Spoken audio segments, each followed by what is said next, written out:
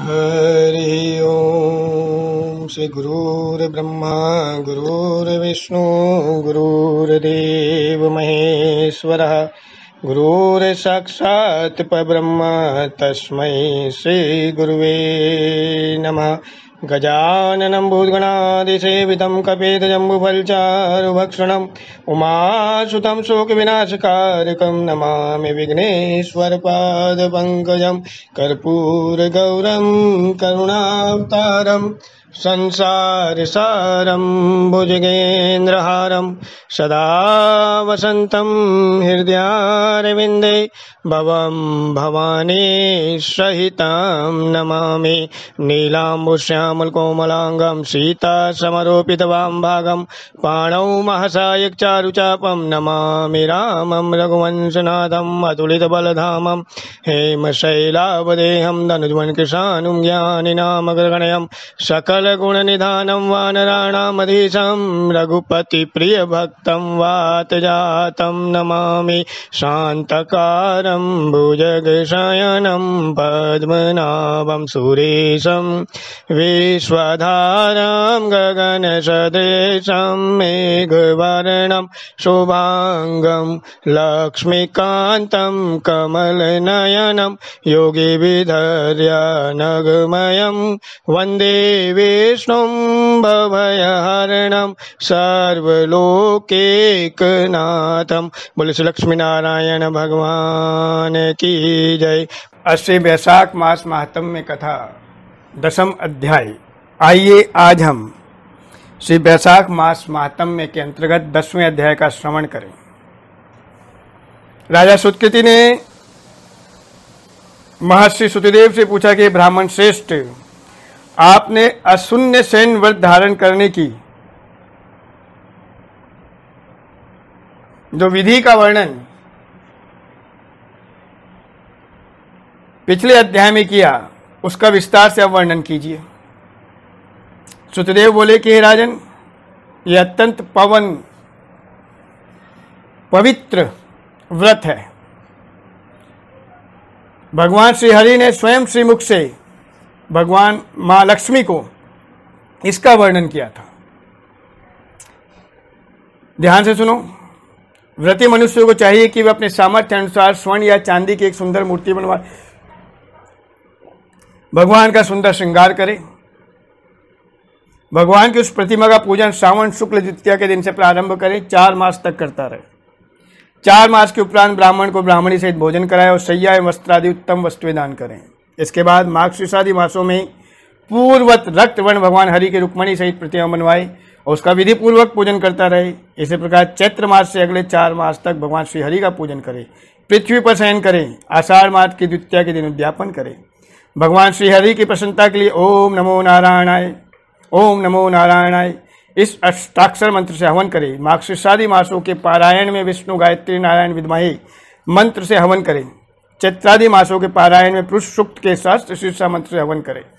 पंचामृत, खीर, मालपुआ आदि का भोग लगाए। भगवान श्री नारायण की सोने अथवा चांदी की प्रतिमा को स्नान कराए और उनके सम्मुख भोग रखे। फिर ब्राह्मणों को भोजन कराए, उन्हें वस्त्र अलंकार दे। निरंतर 12 दिनों तक ब्राह्मणों को मालपुआ देता रहे। फिर उस प्रतिमा को श्रेष्ठ वस्त्र अलंकारों से विभूषित कर उत्तम शैया सहित ब्राह्मण को दान कर दे। दान करते समय इस प्रकार भगवान से प्रार्थना करे, जनार्दन, जिस प्रकार से आपकी शैया लक्ष्मी जी से अशून्य है, अर्थात सदैव लक्ष्मी जी वहां विराजमान रहती हैं, उसी प्रकार है मधुसूदन, इस शैया दान के द्वारा मेरी शैया भी अशून्य बनी रहे, मेरे घर में सदैव मां लक्ष्मी का वास रहे। इस प्रकार भगवान को प्रसन्न करने के उपरांत व्रती को चाहिए कि भगवान का भोग लगाकर स्वयं भी भोजन ग्रहण करे। इस व्रत को पुरुष, सौभाग्यवती स्त्री तथा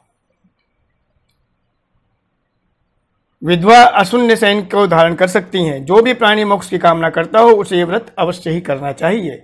इसके करने से भगवान प्रसन्न होते हैं। इसके करने से दिव्य सिद्धियां प्राप्त होती हैं, दुर्लभ लाभों की प्राप्ति होती है तथा नाना प्रकार के सुख एवं संतान की उपलब्धि होती है। इतनी कथा सुनने के बाद राजा सुतकृति ने कहा कि महाराज सुतदेव जी, अब आप कृपा करके मुझे वैशाख मास में छत्री दान करने से प्राप्त होने वाले पुण्य का फल बताने की कृपा करें। तब मुनि बोले, इस विषय में एक गुप्त रहस्य है, ध्यान से सुनो। सतयुग में हेमकांत नामक एक राजा बंगाल में राज्य करता था।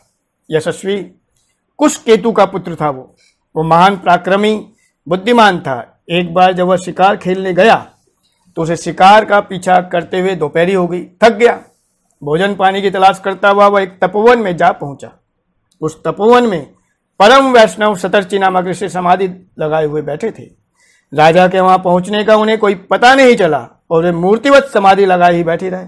उस समय अपना उचित सम्मान होता हुआ ना देखकर राजा को क्रोध आया और वह मुनि को मारने के लिए उद्यत हो गए। उस समय मुनि के एक शास्त्र शिष्यों ने उन्हें रोका। राजा भूख से व्याकुल हो रहे थे, अतः उन्होंने शिष्यों से कहा, ब्राह्मणों में बहुत थक गया हूं और भूखा तथा प्यासा हूं, तुम लोग मेरा आतिथ्य सत्कार करो।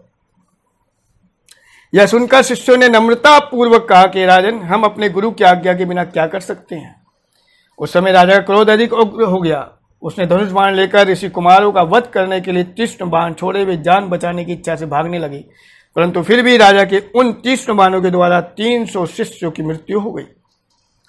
शेष शिष्यों के भाग जाने पर राजा और उनके सैनिकों ने उस आश्रम को लूट लिया और वहीं पर भरपेट भोजन भी किया। रात्रि होने पर जब राजा अपने महल को वापस लौट कर आए तो उनके द्वारा पिता कुशकेतु ने वन का सारा हाल सुना तो बहुत दुखी हुआ। ऋषि कुमारों के वध की बात सुनकर राजा कुशकेतु बहुत रुष्ट हुआ। उसने अपने पुत्र की बहुत भर्त्सना की तथा उसे राज्य से निकाल दिया। पिता के द्वारा निष्कासित होकर राजा हेमकांत जंगल में मारा मारा फिरने लगा। 300 ऋषि कुमारों की ब्रह्म हत्या उसे निरंतर सताने लगी। वह वन में विचरण करता और शिकार मारकर अपना पेट भरता था। इसी प्रकार उसे जंगल में रहते हुए 28 वर्ष व्यतीत हो गए। 28 वर्ष बीते। इन 28 वर्षों में उसे कभी चैन प्राप्त नहीं हुआ, क्योंकि व्यक्ति का पाप उसके साथ उसके पीछे पीछे रहता है।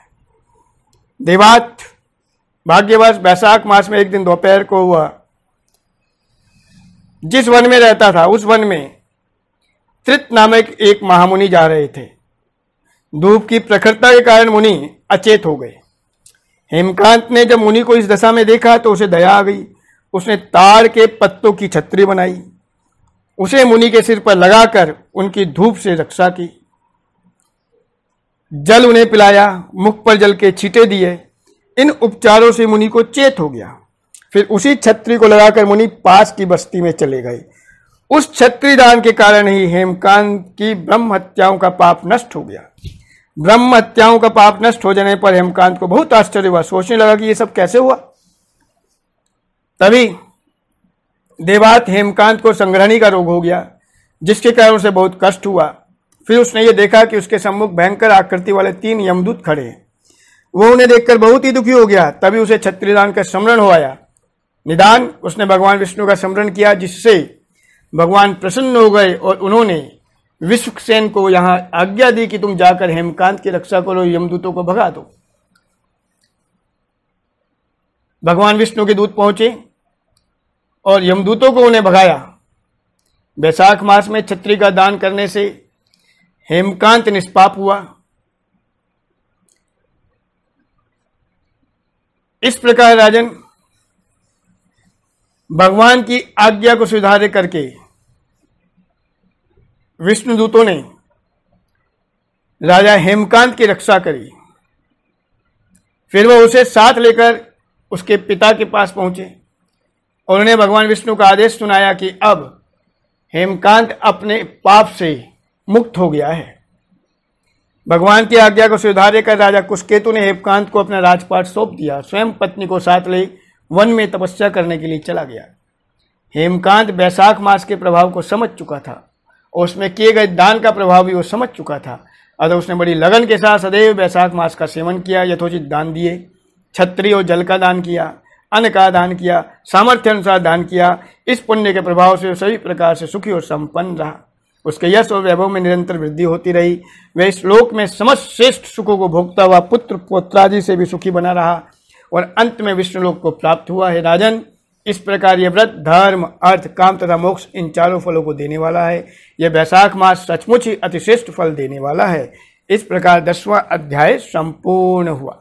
लक्ष्मी नारायण भगवान की जय।